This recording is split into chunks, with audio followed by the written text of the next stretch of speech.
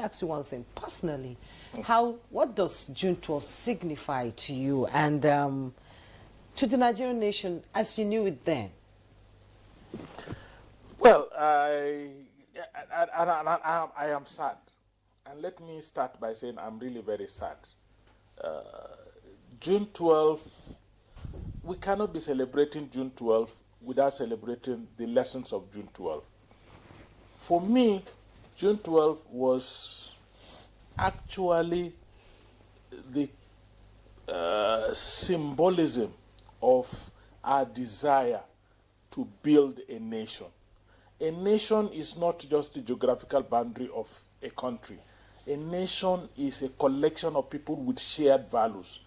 People that, come together to understand each other and to want to live together within a certain parameters of values. Now that was, for me, that was June 12th. And that was just, Abiola contested with Tofa. Tofa is from Kano. Abiola won Kano. That was the kind of national integration that June 12th signifies. Why am I sad? We're moving away from that.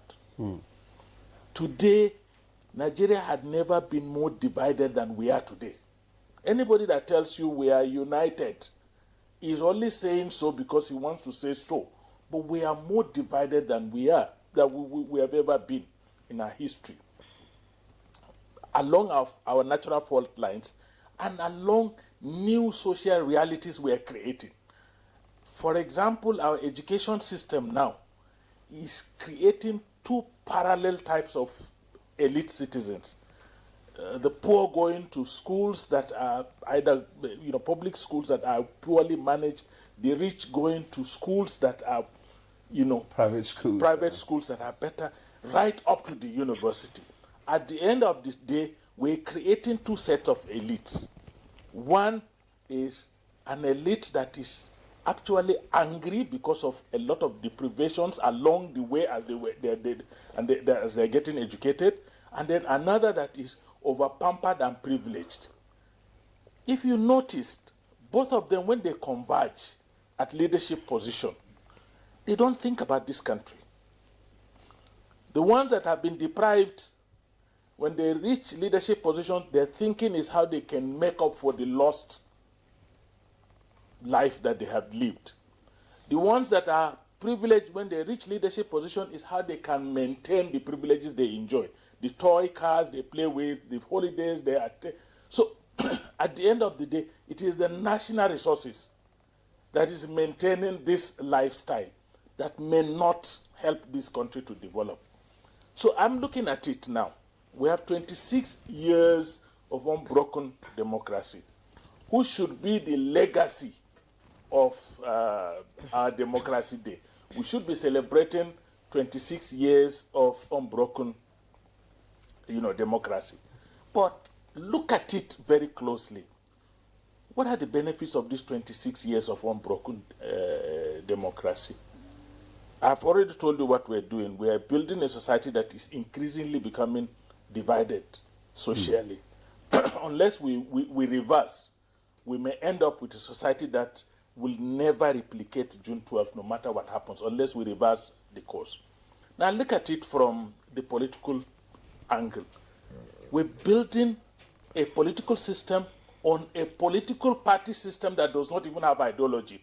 We have matured enough to have had political parties with distinct characters, with ideologies, with internal democracy that we can rely on to build a democratic culture.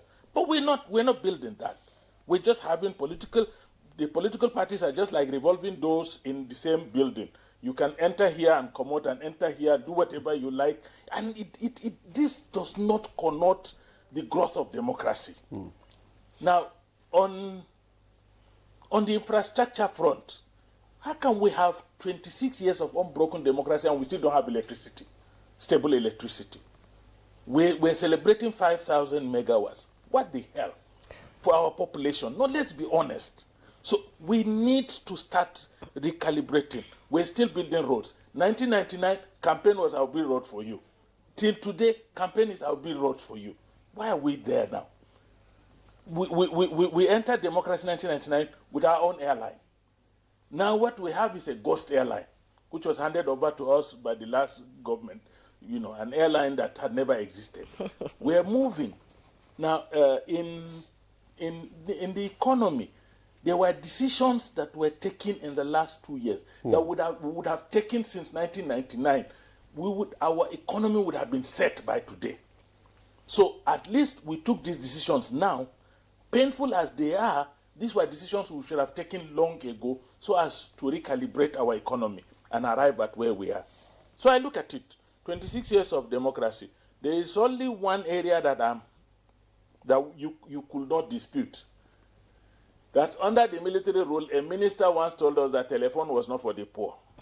Today, no minister will tell you that, nobody in Nigeria will tell you that telephone is not for the poor. At least that is one dividend that we will all agree that, arose out of 26 years of democracy. And I pray that collectively, first, we reorient ourselves and begin to think about the divisions that we are promoting within our society to bring us together. And then secondly, whether we feel okay with it or not, we must begin to support the president, consolidate on the economic reforms. If it's hardship, we've already suffered the hardship of it. We may exit out of this hardship and begin to build a more resilient and sustainable economy that will work for everybody. That is the thing, that's what we owe ourselves as a people.